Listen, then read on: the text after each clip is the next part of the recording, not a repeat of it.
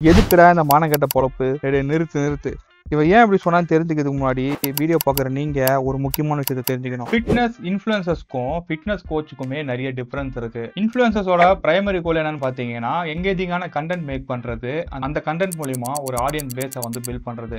அதுக்கப்புறம் sponsorship, brand deals and affiliate marketing, இது மூலயமா பிசினஸ் பண்றது, விச் மீன்ஸ் சம்பாதிக்கிறது. ஸோ இதுதான் வந்து ஒரு இன்ஃப்ளூயன்சரோட வேலை. பட் ஃபிட்னஸ் கோச்சோட வேலை வந்து டோட்டலா வேற மாதிரி தான் இருக்கும். அவங்க கண்டென்ட் மூலியமா வியூவர்ஸை வந்து எஜுகேட் பண்ணுவாங்க. அட் சேம் டைம் அந்த வியூவர்ஸ் மூலமா வந்து பாத்தீங்கன்னா அவங்க ரெவென்யூ ஜெனரேட் பண்ணுவாங்க. அது எப்படின்னு பாத்தீங்கன்னா, அந்த கோச் கிட்ட சில பேர் வந்து டயட் சார்ட் கேட்பாங்க, சில பேர் அங்க ட்ரெயின் பண்ணுங்கன்னு சொல்லுவாங்க. இந்த மாதிரியான விஷயத்து மூலியமா அவங்க ஒரு ஃபீஸை வந்து சார்ஜ் பண்ணி அது மூலியமா earn பண்ணுவாங்க.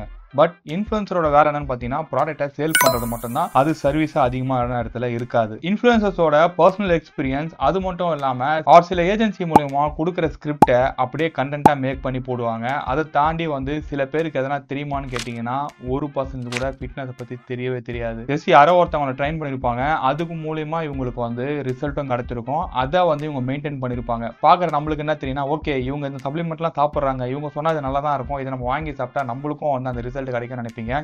அது கிடைக்கவே கிடைக்காது. நிறைய பேர் வந்து பாத்தீங்கன்னா இந்த உதாரண ப்ராடக்ட்ஸ் எல்லாமே சேல் பண்ணிட்டு வந்துட்டு இருக்காங்க. உதாரணத்துக்கு எல்கார்னிடைன். இது ஒரு ஃபிட்னஸ் கோச்சோட வேலை வந்து டோட்டலா வேற மாதிரி தான் இருக்கும். அது காரணம்னா அவங்க நிறைய கோர்சஸ் பண்ணணும், அது சேம் டைம் பிராக்டிகலா சில விஷயத்தை வந்து அவங்க அப்ளை பண்ணி பார்த்தா தான் அவங்களுக்கு அந்த ரிசல்ட் வந்து கிடைக்குதா இல்லைன்னு தெரியும். அதை பேஸ் பண்ணி தான் அவங்க கிளைண்ட்டுக்கும் ட்ரெயின் பண்ணுவாங்க. சயின்டிபிக்கா நிறைய விஷயங்கள்லாம் இருக்கு. பட் அதை பேசணும்னா ஃபுல்லா இந்த வீடியோல நம்ம சொல்ல முடியாது. பட் இன்ஃப்ளூயன்சரோட வேலை அது கிடையாது. ஜஸ்ட் அவங்க ப்ராடக்ட்டை வந்து சேல் பண்றது மட்டும் தான், உங்க தலையில கட்டுறது மட்டும் தான். ஸோ நீங்க வந்து சூஸ் பண்ற ஆளை கரெக்டா சூஸ் பண்ணுங்க.